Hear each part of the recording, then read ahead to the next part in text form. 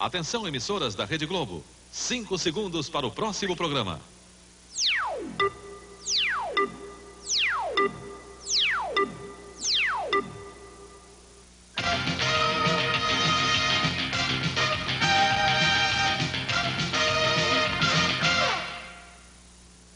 O Jornal da Globo começa agora com os assuntos que foram notícia nesta quinta-feira. A Polícia do Rio já ouviu 40 depoimentos sobre o naufrágio do Batomush e diz que há ainda 10 desaparecidos. No interior de Alagoas, 2 pessoas morrem e 3 ficam feridas na explosão de uma fábrica de fogos. Um incêndio destrói um dos maiores supermercados de Porto Alegre, bem perto do centro da cidade. Chove há 2 dias em Santa Catarina e a região norte do estado e o Vale do Itajaí já estão inundados. E os Estados Unidos anunciam que vão concentrar 20 navios de guerra no mar Mediterrâneo, próximo à costa da Líbia. Vamos agora às notícias da noite. O ministro da Fazenda, Maílson da Nóbrega, vai se reunir amanhã com os sindicalistas Rogério Magri e Luiz Antônio Medeiros. O convite para o encontro partiu do próprio ministro, que telefonou hoje aos sindicalistas. Na reunião vai ser discutida a proposta do governo de substituir a URP por outro mecanismo de reajuste salarial, que tenha índices pré-fixados.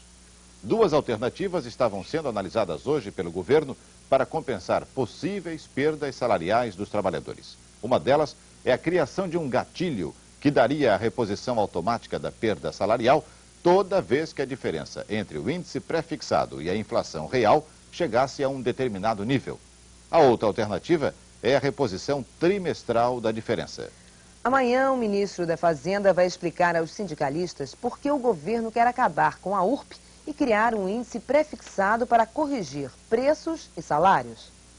O sistema de prefixação termina sendo melhor do que a URP, porque o trabalhador deixaria de ter perda real de salário, que é o que ocorre agora com a URP. A URP é um mecanismo de reposição imperfeito, porque ele repõe apenas uma parte da inflação na medida em que ela se acelera.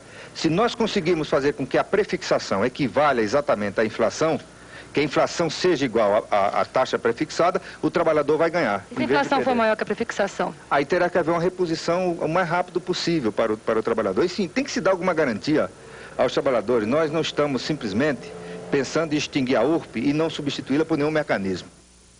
As medidas de combate à inflação e a reforma administrativa que o governo prepara vão ser submetidas ao Comitê Dirigente do Pacto Social na reunião do próximo dia 18.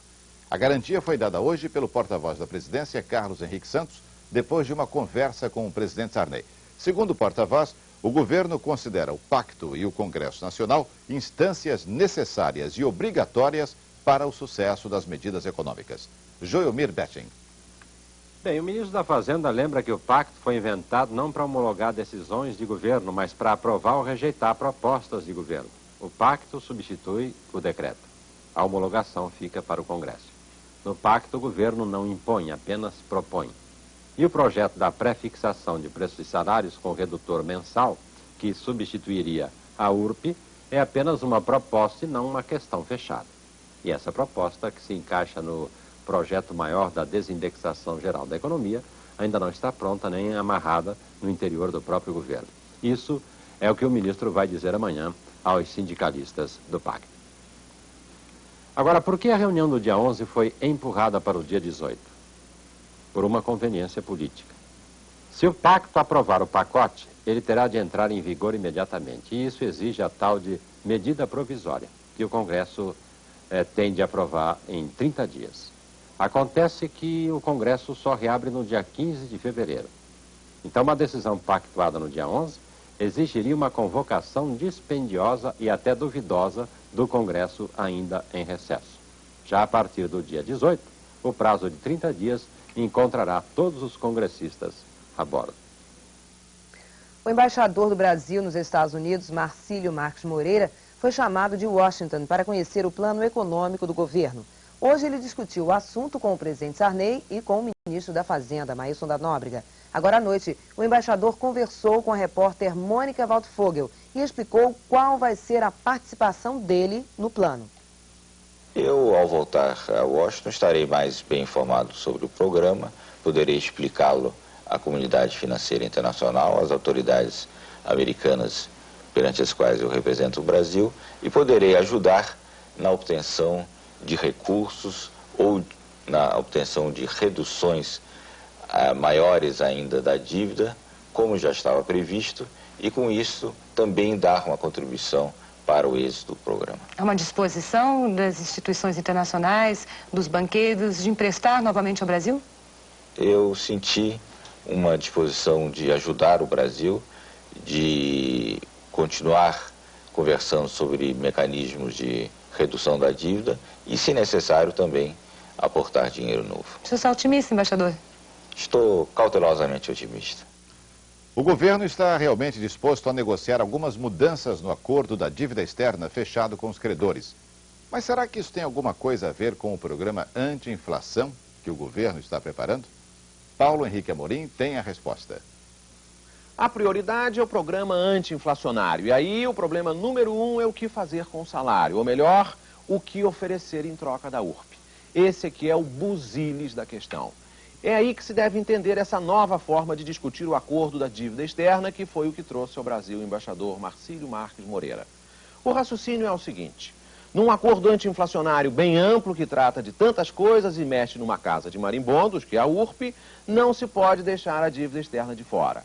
E como todo mundo é a favor de pagar menos juros da dívida, se o governo toma a iniciativa de atacar a dívida, talvez as outras medidas, com todo o purgante, se tornem mais digeríveis. O encontro do líder sindical Luiz Antônio Medeiros com o ministro Maílson da Nóbrega vai ser decisivo para o sucesso da empreitada de tentar mexer na URP. O governo não disse ainda a ninguém do pacto que pretende fazer. Tem gente achando que quando Medeiros ameaça com a greve geral, na verdade ele está querendo dizer: arrumem uma boa solução para o problema do salário. E tem um probleminha que precisa ser resolvido. As categorias que estão para ter dissídio agora em janeiro, fevereiro e março vão ter alguma coisa em torno de 60%. E o que fazer com isso? O empresário Lacir de Moraes vai começar a construir este ano na fazenda Itamaraty 2, em Mato Grosso, no rio Juba, uma hidrelétrica. É um projeto de uns 30 milhões de dólares. O objetivo é reduzir o custo da tarifa de energia elétrica usada nos pivôs de irrigação da fazenda. Pelo jeito, o maior produtor de soja do mundo não está muito preocupado com o próximo pacote do governo. Está tratando de tocar a sua vida. O presidente do Banco Central, Elmo Camões, disse hoje que a comunidade financeira internacional está disposta a negociar a redução da dívida externa brasileira. Segundo ele, no ano passado o Brasil conseguiu abater 10 bilhões da dívida, com o processo de conversão e com pagamentos normais. Com isso, o volume da dívida baixou de 121 bilhões de dólares para 112 bilhões. O secretário-geral da ONU, Javier Pérez de Cuellar, recebeu hoje o presidente da Câmara dos Deputados, Ulisses Guimarães. Depois do encontro, o secretário-geral disse que ainda este mês vai tomar as primeiras providências para levar a discussão sobre a dívida externa do terceiro mundo para a ONU. Eu vou começar a segunda parte deste mês, quando eu voltar da Europa, eu vou começar meus contatos a um nível alto, se possível, para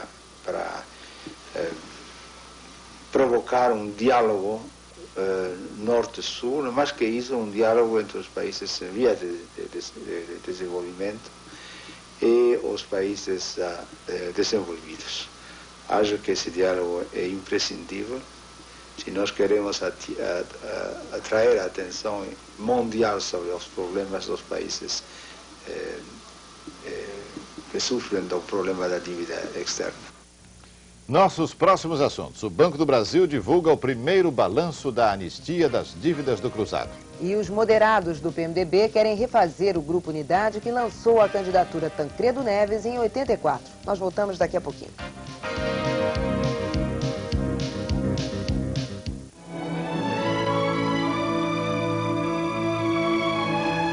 Sempre escolhi bons papéis, alguns consagrados. Mas agora escolhi um que é forte, seguro, sério e rentável.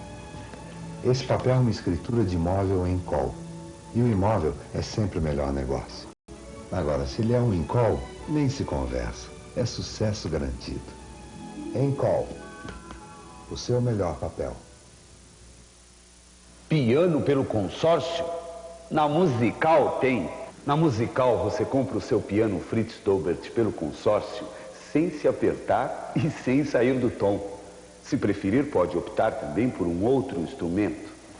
Agora, se esse piano já é bonito assim, imagine só o som. Inscreva-se já e tenha o seu piano em casa. A Musical, Rua Tupis 85, Loja 12.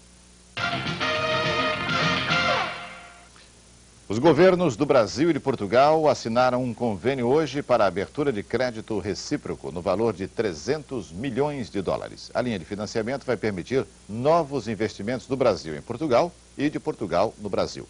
O governo brasileiro espera que esse convênio ajude o Brasil a conquistar mais espaço no mercado comum europeu. A inflação argentina no ano passado foi de 388%. Mais de 2 vezes o índice de 87%, que ficou em 179%. A informação é do Instituto Nacional de Estatísticas e Censos da Argentina.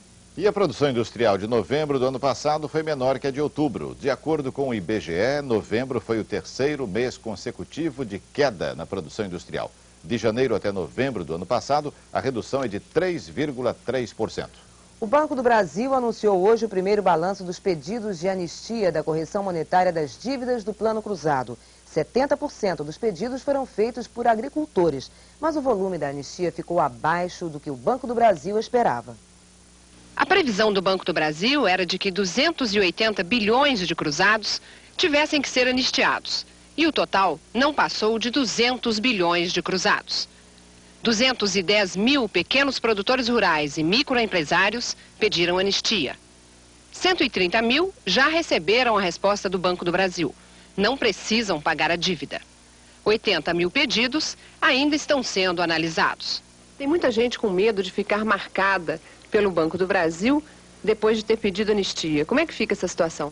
Não há esse risco, absolutamente não há. O banco não vai praticar nenhum tipo de represália contra o cidadão que foi anistiado. O banco está demonstrando na prática o seu respeito à Constituição.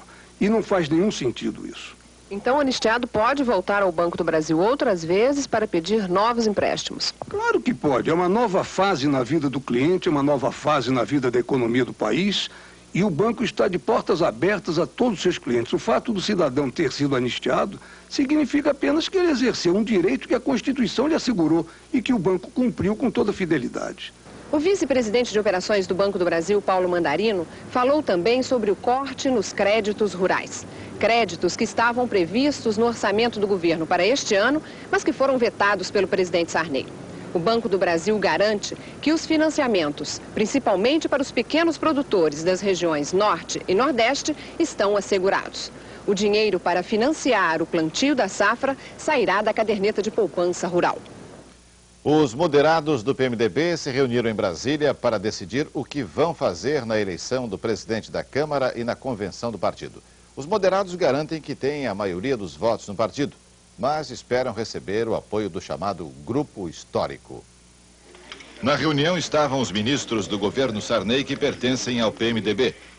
Os moderados acham que o partido tem chances de eleger o futuro presidente da República, desde que não haja uma divisão na convenção. Foram tomadas 3 decisões. Primeiro, nós vamos ter candidato à presidência da Câmara. O nome vai ser definido, dentro de poucos dias será anunciado. Segundo, nós vamos disputar na Convenção Nacional com chapa própria. Estamos abertos a entendimentos na busca da unidade partidária, mas estamos com a total disposição, inclusive já trabalhando na coleta das assinaturas para essa disputa. A terceira decisão do grupo é que o grupo entende que o PMDB deve ter candidato à presidência da República próprio. Na reunião, os 14 ministros e parlamentares do PMDB decidiram também refazer o Grupo Unidade, que elegeu Tancredo Neves. De Brasília, Alexandre Garcia tem outras informações. Antes da criação do PSDB, ninguém sabia quem mandava no PMDB. Mas com a saída dos tucanos, os moderados ficaram em maioria. Ao descobrirem isso, decidiram controlar efetivamente o partido. E vão começar disputando com um candidato próprio à presidência da Câmara no mês que vem. Eles decidiram hoje fazer sondagens entre os outros partidos para saber quem tem mais penetração entre os candidatos, entre os deputados Borges da Silveira, Roberto Cardoso Alves e Luiz Roberto Ponte. Na Convenção Nacional do PMDB, marcada para 12 de março, eles vão concorrer com chapa própria para dominar o partido. Mas deixaram uma vaga na cabeça dessa chapa, a presidência do partido, para o atual presidente, deputado Ulisses Guimarães. Só que vão esperar que o deputado Ulisses tome a iniciativa de pedir para ser candidato. Com esse gesto, eles obrigam o deputado Ulisses Guimarães a se declarar moderado.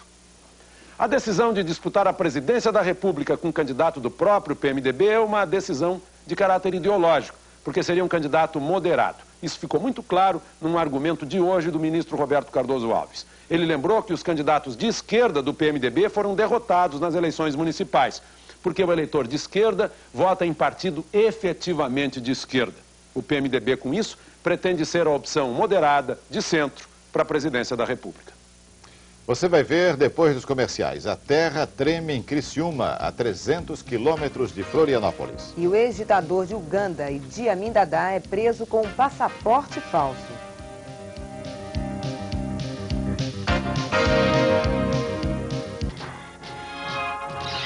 Em 1989 vai ser regido por esta marca. Chevrolet, a sua melhor marca. Domingo, não perca em Pequenas Empresas Grandes Negócios. O ABC do Pequeno Empresário.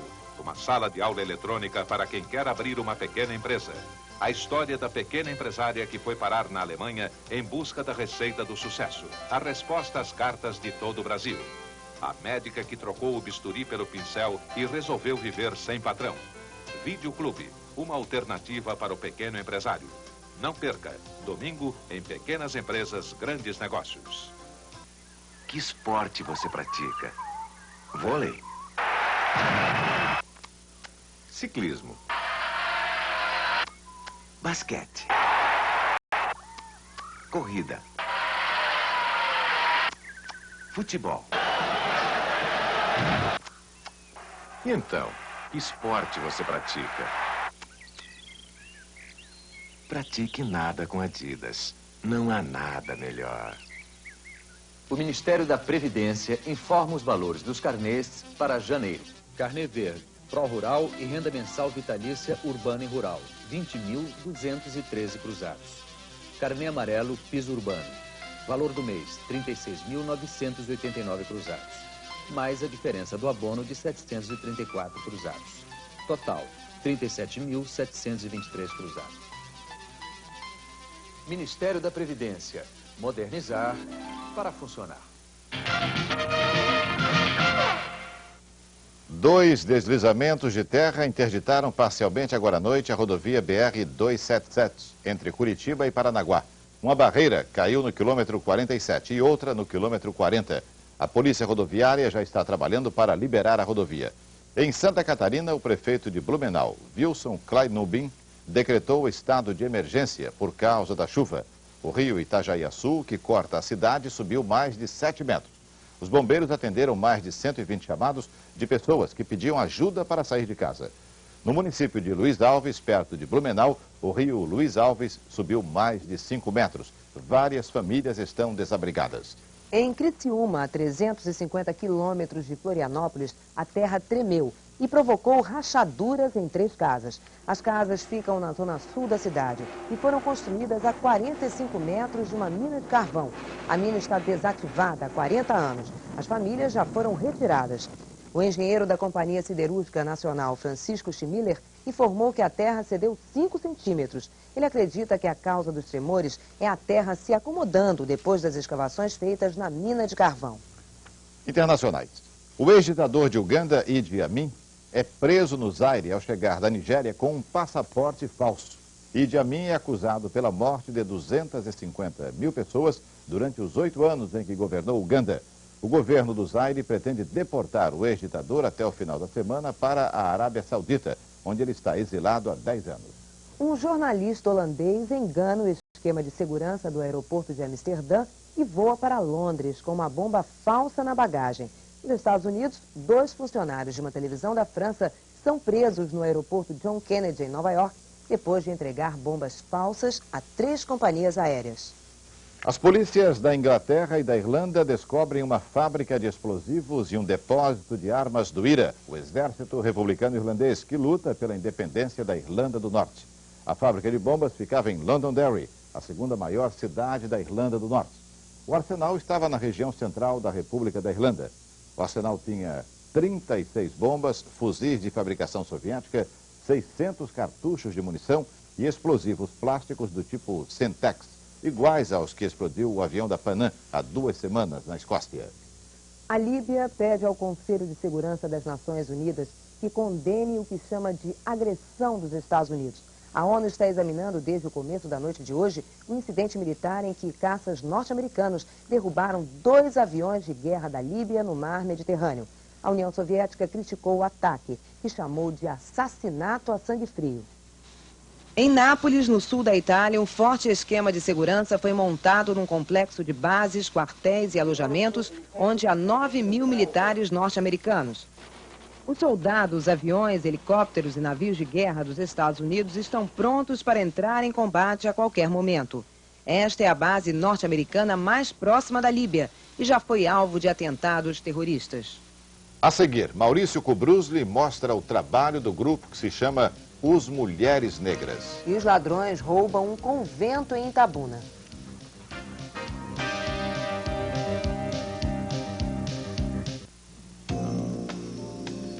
Chegou a secretária dos seus sonhos. Dinâmica, atenciosa, experiente. Ela veio para facilitar a sua vida.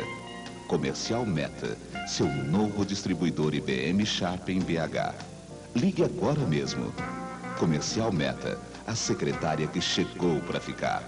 Afonso Pena, 3485, Mangabeiras, 227-0106. Seja dono do seu imóvel. Se você quer, você pode. Financiamento direto da construtora com parcelas fixas. No edifício São Marcos, salas e lojas em ótima localização. Garanta sua renda mensal. Para os investidores, o melhor negócio do ano. Não pague aluguel. Adquira aqui sua sede própria. Anote o endereço. Rua Manhumirim, 925 Caiçara. Visite-nos. É bem pertinho do centro.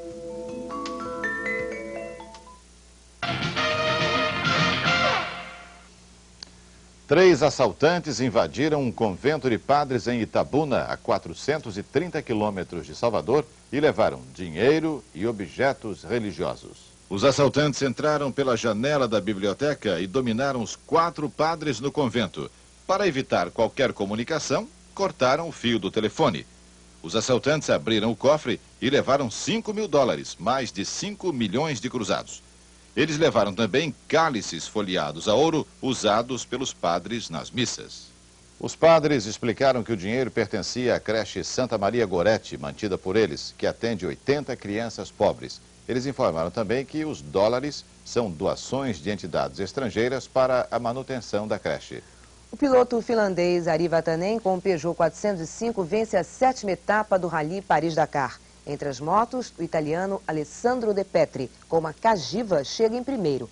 A 7ª etapa, um percurso de 325 quilômetros pelo deserto do Tenere, liga Agadez a Taoua, no Níger.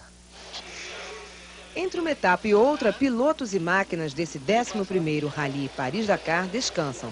O movimento dos mecânicos acertando detalhes nos motores já não desperta tanto a curiosidade dos nigerianos. Em cada parada, os organizadores do rally montam um esquema especial de atendimento e socorro aos competidores. Até agora, 5 pilotos sofreram acidentes, mas estão fora de perigo. Outros 2 competidores, o belga Richard Gouf, que pilotava uma Suzuki, e o francês Dominique Bouchou, que competia com uma Honda, estão desaparecidos. Na classificação geral do rally, o belga Jack Hicks, com seu Peugeot 405, continua em primeiro. Na categoria motos, a liderança geral é do italiano Franco Pico, que compete com uma Yamaha. Há 2 anos que os franceses se preparam para as comemorações do bicentenário da Revolução Francesa. E este ano, de janeiro até dezembro, tudo na França terá o espírito revolucionário de 1789. Márcia Peltier. Tudo vai ser lembrado nos mínimos detalhes. A comida, a moda, as artes e a organização está tão perfeita como a de uma Olimpíada. Cada país tem uma cota de turistas. Os franceses esperam receber mais de 8 milhões deles para as festas. Do Brasil, 2 mil turistas já reservaram lugares para julho, que é o mês da Revolução. E eles vão ver espetáculos inesquecíveis. Na Bastilha vai haver uma grande festa popular com todo mundo vestido a caráter. Jean-Michel Jarre vai fazer um show de música com 9 pontos de raio laser espalhados pela cidade. Já imaginaram? Plácido Domingo abre a temporada lírica cantando no Palácio de Versailles a ópera André Chernier, que é a vida de um dos revolucionários. Os cinemas vão passar filmes de figuras históricas como Robespierre, Marat e outros. No Centro Georges Pompidou vai acontecer uma grande exposição mundial de obras de arte, Os Mágicos da Terra, com o que de melhor foi criado nesses últimos 2 séculos. E o coreógrafo Maurice Béjart estreia o seu balé do bicentenário no Grand Palais. No Brasil, nós vamos ter muito movimento em livro. Vão ser lançados pelo menos 12 livros sobre a Revolução Francesa esse ano. Os Mulheres Negras, assim mesmo, Os Mulheres Negras. Esse é o nome de uma dupla que está fazendo muito sucesso em São Paulo. Agora, eles estão lançando o primeiro LP e conversaram com Maurício Kubrusli. Atenção, gravando, sabe? Gravando. Nenhuma mulher, nenhuma negra. Por que mulheres negras? O André que deu o nome, ele responde. Cientificamente, nós somos as mulheres negras, a terceira menor Big Bang do mundo, porque a gente tem um laboratório em Santa Cecília. Bairro de São Paulo, Santa Cecília, foi o que eu falei. A gente pegou todas as palavras do mundo e atiramos para o teto. Quando ela caiu, as palavras caíram, a gente viu que a palavra mais bonita foi Os Mulheres Negras. A gente botou esse nome para a banda. Em todos os espetáculos, vocês estão sempre com esse bonezinho, com essas capas e tal, de bermuda. É uniforme isso? Toda grande Big Band, meu querido Maurício, tem uma indumentária, certo? A banda do Duke Ellington. Os Mulheres Negras, a terceira menor Big Band do mundo, tem. E além do mais, a gente gosta de se vestir bem, de ser elegante, de ser descontraído ao mesmo tempo. É uma bainha. Ô, bainha! Vocês já deram umas 250 entrevistas, né? Qual é a pergunta que vocês sempre esperaram e nunca fizeram? Depois de todas as perguntas clássicas que você fez, praticamente a gente está sem resposta. Então qualquer pergunta que você fizer vai ser inócua. Ô Maurício, pergunta se a gente já lançou um disco. Ah, um disco? É, aqui. O disco. Primeiro LP dos Mulheres Negras. Digerindo sub, Marino amarelo, se a do seu ar, resolverei bombardear. Corre, corre, minha gente, vamos pro sub, afundar. Afunda no sub, afunda no sub, Marino amarelo, afunda no sub. Bem, o Jornal da Globo vai ficando por aqui. Uma boa noite para você e até amanhã. Boa noite. ZYA 722, Rede Globo Minas, Belo Horizonte.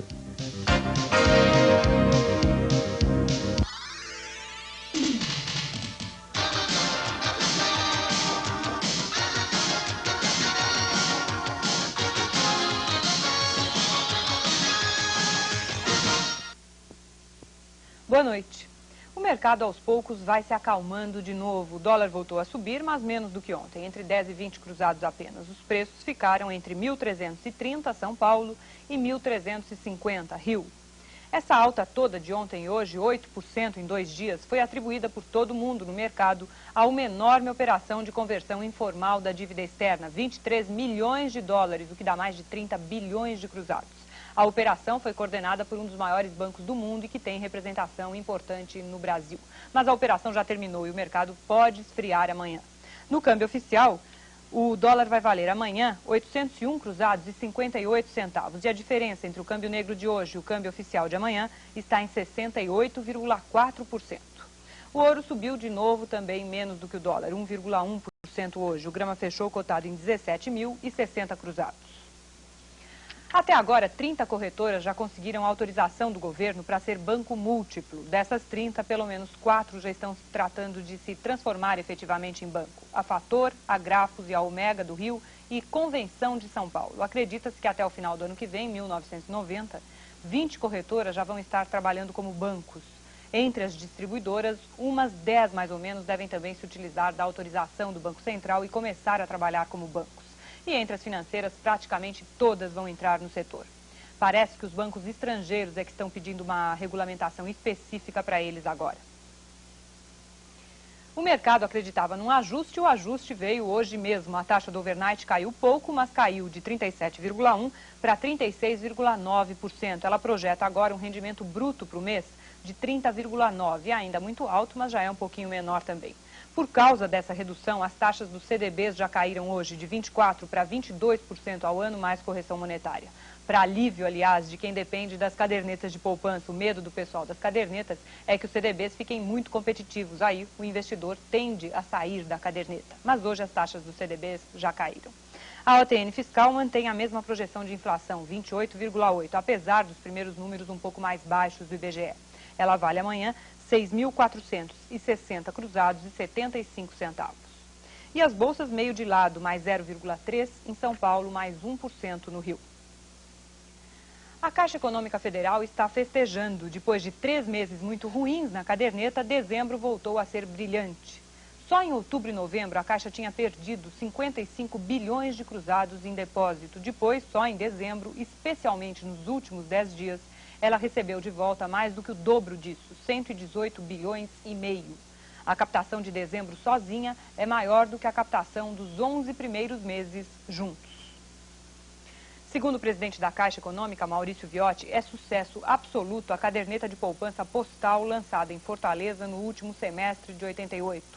No começo, eles registravam 40 movimentos por dia, agora já são 600 por dia. Por enquanto, esse tipo de caderneta aberta em qualquer agência do Correio vale só para depósito, mas logo, logo eles vão permitir saques também. Agora, na segunda quinzena de janeiro, a caderneta postal vai deixar de ser exclusividade de Fortaleza, no Ceará. Ela vai ser lançada também em Santa Catarina. Se der certo, a novidade chega a São Paulo e daí no Brasil inteiro. O presidente do Banco Central, Elmo de Araújo Camões, se manifestou hoje em Brasília contrário à pré-fixação de preços, salários, câmbio ou poupança. Ele acha que dá muito bem para fazer uma política austera e dura sem isso. Algo mais ortodoxo que ele não explicou direito, mas que certamente passaria por uma forte alta dos juros. Quem conhece a amizade do presidente do Banco Central com o presidente da República sabe que deve prestar atenção nessas declarações. E o diretor da área externa do Banco Central, Armin Loren, desmentiu através de sua assessoria de imprensa os boatos de que a vigência do dólar turismo possa ser adiada de novo. Ele entra em vigor segunda-feira mesmo. E quem comprou $1.000 agora no câmbio oficial não vai ter direito, é claro, a comprar mais $3.000 no câmbio livre na segunda-feira, pelo menos não na legalidade. E essa dúvida também existe da parte de alguns turistas no momento. Uma boa noite para você e até amanhã.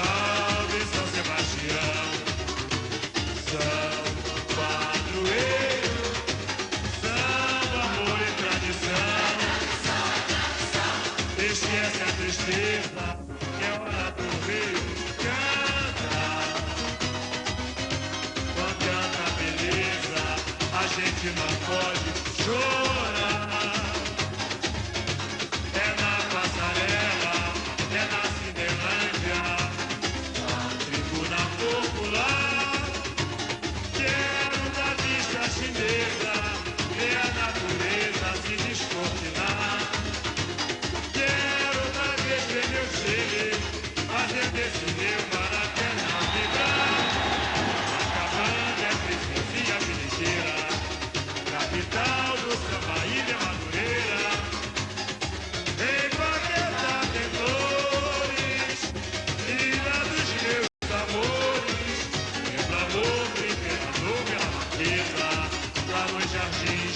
Vale Imperial. Ai, como é linda a criança, entrando na dança desse carnaval. Ai, como é linda a criança.